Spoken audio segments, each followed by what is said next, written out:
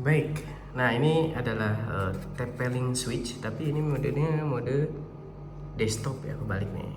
Oke, mode desktop, dimana device yang ini mempunyai 5 port gigabyte internet, klaimnya sih seperti itu. Nah ini mempunyai dimensi sekitar 83 atau 8 cm ya, 8,3 cm panjangnya 8,3 cm, terus tingginya sekitar 2 cm ya, tingginya sekitar 2 cm, lebarnya 4,5 cm. Nah ini biasa dipergunakan untuk menambahkan atau membagi jalur lokal area network, dimana pada pengkondisiannya ini bisa dikonfigurasikan atau bisa diaplikasikan ke dalam beberapa device. Nah, di sini ada 5 port, berarti kita bisa membagi dalam satu lokal itu ke 4 ya. Ini masuk dari internetnya misalnya ya.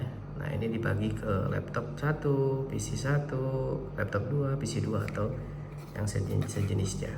Nah, ini menggunakan power DC. Kita lihat di sini dia butuh sekitar berapa nih ya? Sekitar 5 volt 0,6 ampere. Nah, ini kecepatan daripada 5 port tersebut 10 sampai 100 Mbps desktop switch, berarti ini pas Ethernet ya. Oke.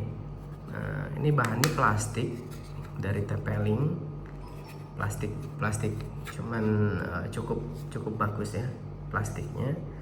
Terus ini ada indikator connection kalau misalkan kita colok gitu, apalagi oke.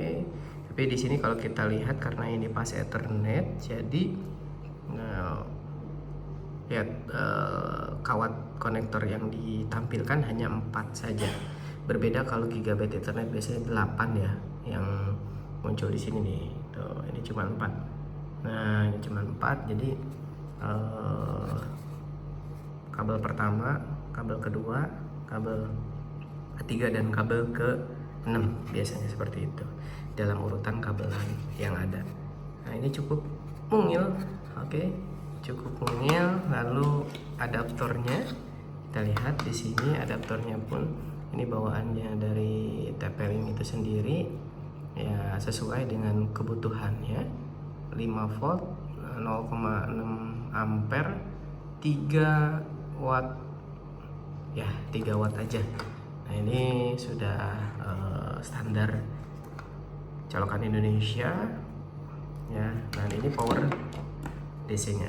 Nah, ini yang kecil ya, yang ukuran kecil, bukan yang 3,5. Jadi nanti konektornya ke sini seperti itu. Butuh power jelas untuk menghidupkan atau menggunakan switch ini, itu jelas butuh power. Oke, ini untuk yang 5 port. Baik. Nah, saya ada juga yang kondisinya lebih dari 5 port, bentuknya hampir sama. Nah, ini 8 port, agak panjang ya. Ya jelas karena nambah sekitar 3 cm dari kondisi yang awal. Nih, panjang bedanya ya, sekitar tuh 3 cm nambahnya. Ini 5 port, ini 8 port. Tapi bagaimana kondisinya? Sama, dia membutuhkan daya juga di 5 ya, volt 0,65 ampere kayak gitu. Tapi di sini portnya lebih banyak, jelas ada 8. Pembagiannya jadi lebih banyak. Kalau misalkan pondasi jaringannya pun bagus ya. Nah, ini nanti ada LED yang menyala kalau dikoneksikan. Di sini ada LED power, LED port 1, port sampai dengan port 8. Gitu. Bentuknya pun sama persis, mirip banget, mirip sekali, cuman beda panjangnya aja. Gitu. Terus kelebihannya dari kedua kedua device ini yaitu udah standar protokol IEEE ya, 802 802.3i gitu ya, dan 802.3u, 802.3x. Jadi udah cukup mumpuni untuk kebutuhan di. Terus power LED-nya ya, ini power LED itu per unit ya, kalau dinyalakan itu salah satu kelebihannya juga. Terus ini mempunyai link atau action LED per port, ini ya, link atau access per port. Switching kapasitas 1 Gbps ya, gigabyte per second, dengan catatan non blocking gitu ya. Terus dalam paketnya jelas ini device switchnya dengan adaptor yang ada. Oke, nah kita tinggal ukur. Ini saya belum ukur sih seberapa kuat gitu ya ini dipergunakan, atau seberapa lama dipergunakan dengan kondisi semua port itu terpakai. Apakah terjadi throttling atau jet lag di device ini, itu belum diuji. Itu saja mungkin mengenai TP-Link desktop nih, TP-Link desktop.